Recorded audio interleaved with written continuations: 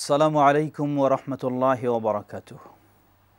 আলহামদুলিল্লাহি হামদান কাসীরান তাইয়িবান মুবারাকান ফীহি ওয়াসসালাতু ওয়াসসালামু আলা আবদিল্লাহি ওয়া রাসূলিহি রাহমাতাল লিল আলামিন ওয়া আলা আলিহি ওয়া সাহবিহি ওয়া মান তাবিআহুম বিইহসানিন ইলা ইয়াউমিদ্দিন, আম্মা বা'দ। সুপ্রিয় দর্শক শ্রোতা, শুরুতে জানাচ্ছি আপনাদের বিশেষভাবে শুভেচ্ছা আমন্ত্রণ আমাদের এই দার্স হাদিস অনুষ্ঠানে। আমরা সকলেই অবগত রয়েছি আল্লাহ সুবহানাহু ওয়া তাআলা পৃথিবীর সকল মানুষকে সঠিক পথে দিক নির্দেশনা দেওয়ার জন্য যুগে যুগে অসংখ্য অগণিত নবী রাসূল প্রেরণ করেছেন। নবী রাসূলের ধারাবাহিকতা সমাপ্তি টেনেছেন সর্বশেষ রাসূল, সর্বশেষ নবী মুহাম্মদ সাল্লাল্লাহু আলাইহি ওয়াসাল্লামের মাধ্যমে। সত্যিই মুহাম্মদ সাল্লাল্লাহু আলাইহি ওয়াসাল্লাম যেমনই সর্বশেষ তেমনই সর্বশ্রেষ্ঠ। সকল দিক থেকে আল্লাহ সুবহানাহু ওয়া তাআলা তাকে মানবীয় গুণে শ্রেষ্ঠ করেছেন। মুহাম্মদ সাল্লাল্লাহু আলাইহি ওয়াসাল্লামের আদর্শ ছাড়া আমাদের পক্ষে কখনো সঠিক পথে পরিচালিত হওয়া সম্ভব নয়। নবী মুহাম্মদ সাল্লাল্লাহু আলাইহি ওয়াসাল্লামের আদর্শ পাওয়া যায় তার সুন্দর হাদিসের আলোকে। আমরা আমাদের এই হাদিসের আলোচনায়, এই হাদিসের দর্শে আজকে একটি অত্যন্ত গুরুত্বপূর্ণ বিষয় নিয়ে কথা বলতে চাই। বিষয়টি হচ্ছে ইখলাস ও নিয়া। মানব জীবনে সফলতা অর্জন করতে হলে যে কোনো কাজ তার আন্তরিকভাবেই হতে হয়। বাহ্যিকভাবে প্রকাশ করি একটা, অন্তরে চিন্তা রাখি আরেকটা, তাহলে মানুষের কাছেও প্রিয় হওয়া সম্ভব নয়, মহান আল্লাহ সুবহানাহু ওয়া তাআলার কাছেও প্রিয় হওয়া সম্ভব নয় এবং সফলও হওয়া সম্ভব নয়। এজন্যই প্রিয় নবী মুহাম্মদ সাল্লাল্লাহু আলাইহি ওয়াসাল্লাম থেকে একটি হাদিস বর্ণনা করেন আমিরুল মুমিনিন উমর ইবনুল খাত্তাব রাদিয়াল্লাহু তাআলা আনহু। তিনি বলেন, সামি'তু রাসূলুল্লাহি সাল্লাল্লাহু আলাইহি ওয়াসাল্লাম ইয়াকুল ইন্নামাল আ'মালু বিন্নিয়াত ইন্নামাল আ'মালু বিন্নিয়াত وإنما لكل امرئ ما نوى فمن كانت هجرته إلى الله ورسوله فهجرته إلى الله ورسوله ومن كانت هجرته لدنيا يصيبها أو امرأة ينكحها فهجرته إلى ما هاجر إليه رواه البخاري। সুপ্রিয় দর্শক শ্রোতা, সহিহুল বুখারী আমরা জানি হাদিসের জগতে নির্ভরযোগ্য প্রথম শ্রেণীর গ্রন্থ হচ্ছে সহিহুল বুখারী। ইমাম বুখারী রাহিমাহুল্লাহ তার এই গ্রন্থের হাদিসগুলিও সর্বপ্রথম যেই হাদিস দিয়ে শুরু করলেন সেই হাদিসটি আজকে আপনাদের সামনে উপস্থাপন করেছি। হাদিসটি বর্ণনা করছেন প্রসিদ্ধ সাহাবী আমিরুল মুমিনিন উমর ইবনুল খাত্তাব রাদিয়াল্লাহু আনহু। তিনি বলেন যে প্রিয় রাসূল মুহাম্মদ সাল্লাল্লাহু আলাইহি ওয়াসাল্লামকে আমি শুনেছি বলতে, তিনি বলেছেন ইন্নামাল আ'মালু বিন্নিয়াত। মানুষ বাহ্যিকভাবে যাই প্রকাশ করুক না কেন, তার অন্তরের বিষয়, ভিতরের বিষয়টাই হলো মূল বিষয়।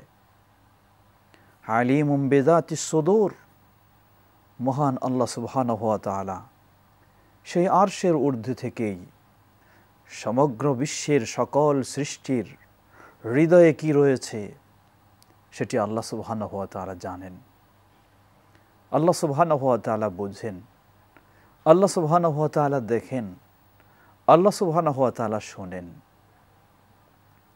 এজন্য মানুষের জীবনে সব কর্মের মূল হচ্ছে কর্মটাকে মূল্যায়ন করা হয় তার আন্তরিক অবস্থা অনুযায়ী। ইন্নামাল আমালু বিন্নিয়াত, মানুষের কর্মগুলি, মানুষের আমলগুলি তার নিয়তের আলোকেই মূল্যায়ন করা হয়, তার নিয়ত অনুযায়ী মূল্যায়ন করা হয়। আজকে দেখবেন আমাদের আমলের ক্ষেত্রে বৈচিত্র্যময় অবস্থা, বিভিন্ন রকমের আমাদের অবস্থা। কেউ দেখা যায় বিশাল কাজ করে থাকেন, অথচ তার এই বিশাল কাজ আল্লাহর কাছে কোনোই মূল্যায়ন হয় না। আবার কেউ দেখা যায় তার সামান্য কাজ, ছোট্ট একটি কাজ, সেটাই আল্লাহ সুবহানাহু ওয়া তাআলার কাছে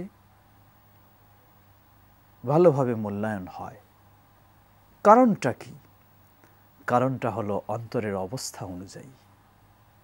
যদি আমি চাই শুধু মানুষকেই খুশি করার জন্য কোনো কাজ করতে, মানুষ খুশি হতে পারে, আল্লাহ সুবহানাহু ওয়া তাআলা খুশি হবেন না।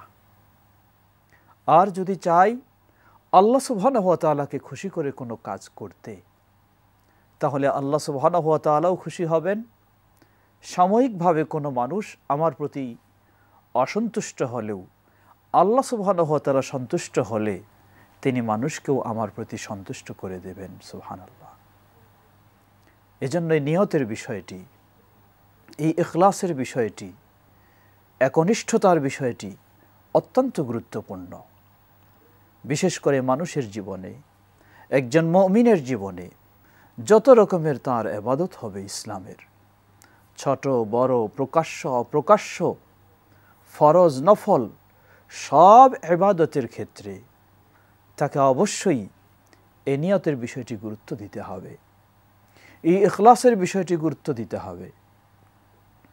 এজন্যই আল্লাহ রাসূল সাল্লাল্লাহু আলাইহি ওয়াসাল্লাম বললেন, ইন্নামাল আমালু বিন্নিয়াত, মানুষের আমলগুলি তার নিয়তের আলোকেই মূল্যায়ন হয়, গ্রহণযোগ্য হয়। নিয়ত যদি আল্লাহর জন্যই হয়, আল্লাহর কাছে গ্রহণযোগ্য হবে। নিয়ত যদি আল্লাহর জন্য না হয়, আল্লাহর কাছে গ্রহণযোগ্য হবে না। রাসূল সাল্লাল্লাহু আলাইহি ওয়াসাল্লাম একটি বাস্তব চিত্র তুলে ধরলেন, যে চিত্রটি বা যেই কাজটি সহজ নয়, খুবই কঠিন। আল্লাহ রাসূল সাল্লাল্লাহু আলাইহি ওয়াসাল্লাম মক্কায় তিনি ইসলাম প্রচার শুরু করলেন, কিন্তু মক্কার মানুষেরা ভালোকে ভালো বুঝতে পারল না, সত্যকে সত্য বলে না জেনে তার প্রতি বিরূপ আচরণ শুরু করে। পর্যায়ক্রমে নবী সাল্লাল্লাহু আলাইহি ওয়াসাল্লাম এর ইসলামের দাওয়াতের বিস্তার ঘটলেও ঠিক তেমনিভাবে বিরোধী যারা, ইসলামের শত্রু যারা, বিদ্বেষী যারা, তাদের শত্রুতার মাপ ও পরিমাণও বা জ্বালা যন্ত্রণা, নির্যাতন, নিষ্পেষণও বৃদ্ধি হতে শুরু করে, যার ফলে নবী মুহাম্মদ সাল্লাল্লাহু আলাইহি ওয়াসাল্লাম আল্লাহর পক্ষ থেকে নির্দেশিত হলেন, এই মক্কায় থেকে আর হবে না, এখানে সফলতা সম্ভব নয়। সফল হতে হলে মক্কা ত্যাগ করে ভিন্ন এলাকায় যেতে হবে। মাতৃভূমি ত্যাগ করে ভিন্ন জায়গায় যাওয়া সহজ বিষয় নয়। শুধু মাতৃভূমি ত্যাগ নয়, ঘর বাড়ি, জায়গা জমি, অর্থ সম্পদ, আত্মীয় স্বজন সব কিছুকে বর্জন করে আল্লাহকে পাওয়ার লক্ষ্যে, আল্লাহর দ্বীনের পথে চলার উদ্দেশ্যেই সব কিছু ত্যাগ করে আপনি ভিন্ন এক জায়গায় গিয়ে আশ্রয় নেবেন, ভিন্ন আরেক জায়গায় গিয়ে থাকবেন। বিষয়টি এতই সহজ নয়। রাসূল সাল্লাল্লাহু আলাইহি ওয়াসাল্লাম এটাকেই উল্লেখ করে বললেন, ফামান কানাত ওয়া ইন্নামা লিকুল্লি ইমরিইম মা নাওয়া, প্রতিটি মানুষের নিয়ত রয়েছে, আর এই নিয়তের আলোকেই তার কর্মকে মূল্যায়ন করা হয়। ফামান কানাত হিজরাতুহু ইলাল্লাহি ওয়া রাসূলিহি ফাহিজরাতুহু ইলাল্লাহি ওয়া রাসূলিহি, এই মক্কা থেকে মদিনায় হিজরত করার বিষয়টা, মক্কা ত্যাগ করে মদিনায় যাওয়ার বিষয়টা ঠিক এমনইভাবে পৃথিবীর যে কোনো জায়গায় দিন পালনের লক্ষ্যে, ইসলাম মেনে চলার লক্ষ্যে, আল্লাহর ইবাদতের লক্ষ্যে কোনো অঞ্চল বর্জন করে, কোনো এলাকা বর্জন করে, কোনো দেশ বর্জন করে যদি ভিন্ন জায়গায় আপনাকে যেতে হয়, এই যাওয়ার ক্ষেত্রেও আপনার নিয়তের বিষয় রয়েছে।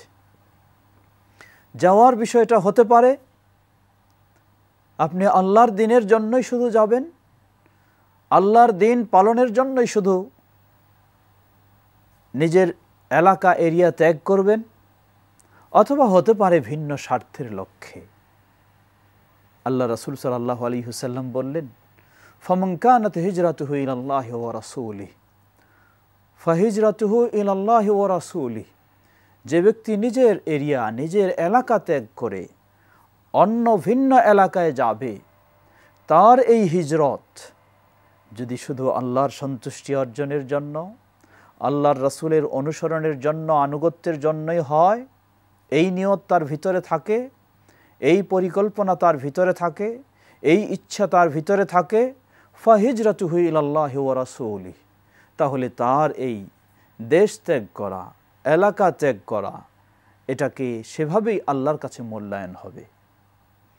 ওমান কানাত হিজরাতুহু লিদুনিয়া ইউসিবুহা, যদি কারো এই মক্কা থেকে মদিনায় যাওয়াটা পার্থিব স্বার্থের উদ্দেশ্যে হয়, অথবা কোনো মেয়েকে বিয়ে করার উদ্দেশ্যে হয়, ফাহিজরাতুহু ইলা মা হাজারা ইলাইহি, তাহলে তার অন্তরের নিয়ত যদি থাকে তিনি মক্কা থেকে মদিনায় যাবেন, অথবা পৃথিবীর যে কোনো এক জায়গা থেকে আরেক জায়গায় যাবেন, এটি দ্বীনের উদ্দেশ্যে নয়, ইসলামের উদ্দেশ্যে নয়, আল্লাহর উদ্দেশ্যে নয়, এটা পার্থিব স্বার্থ হাসিলের উদ্দেশ্যে, তাহলে এটা সেভাবেই মূল্যায়ন হবে, এটা আল্লাহর ইবাদত বলে গণ্য হবে না। অথবা কেউ কোনো জায়গায় যদি কোনো মানুষকে ভালোবেসে, কোনো মানুষকে প্রিয় জেনে তার সংস্পর্শে থাকার উদ্দেশ্যেই এক স্থান থেকে আরেক স্থান চলে যায়, সেটা সেভাবেই মূল্যায়ন হবে, সেভাবেই সেটা গ্রহণযোগ্য হবে। প্রিয় ভাই সকল, সুপ্রিয় দর্শক শ্রোতা, সুতরাং ইখলাস ও নিয়তের বিষয়টি অত্যন্ত গুরুত্বপূর্ণ বিষয়। আমাদের জীবনের প্রতিটি কাজের ক্ষেত্রে এর গুরুত্ব রয়েছে। এমনকি আল্লাহ সুবহানাহু ওয়া তাআলা তিনি কি বললেন? আল্লাহ রাব্বুল আলামিন একাধিক জায়গায় বলেছেন, যেমন সূরা বাইয়িনা ৫ নম্বর আয়াতে আল্লাহ বলেন, ওয়ামা উমিরু ইল্লা লিয়াবুদুল্লাহা মুখলিসিনা লাহুদ্দিন হুনাফা ওয়া ইউকিমুস সালাতা ওয়া ইউতুজ যাকাহ ওয়া যালিকা দীনুল কাইয়িমাহ। আল্লাহ বলেন, ওয়ামা উমিরু ইল্লা লিয়াবুদুল্লাহা মুখলিসিনা লাহুদ্দিন। মানুষকে ইসলামের কোনোই নির্দেশনা দেওয়া হয় নাই, শুধু নির্দেশনা এটাই দেওয়া হয়েছে, এই নির্দেশেই জারি করা হয়েছে, এক আল্লাহ সুবহানাহু ওয়া তাআলার সন্তুষ্টির অর্জনের লক্ষ্যেই, আল্লাহকে খুশি করার লক্ষ্যেই একনিষ্ঠভাবে মানুষ আল্লাহর ইবাদত করবে, এটাই নির্দেশ হয়েছে। সুতরাং ইসলামের যে কোনো ইবাদত, প্রতিটি ইবাদত আল্লাহর কাছে গ্রহণযোগ্য হওয়ার, আল্লাহর কাছে কবুল হওয়ার, এর প্রতিদান পাওয়ার শর্ত হচ্ছে আমার নিয়তের স্বচ্ছতা থাকা চাই।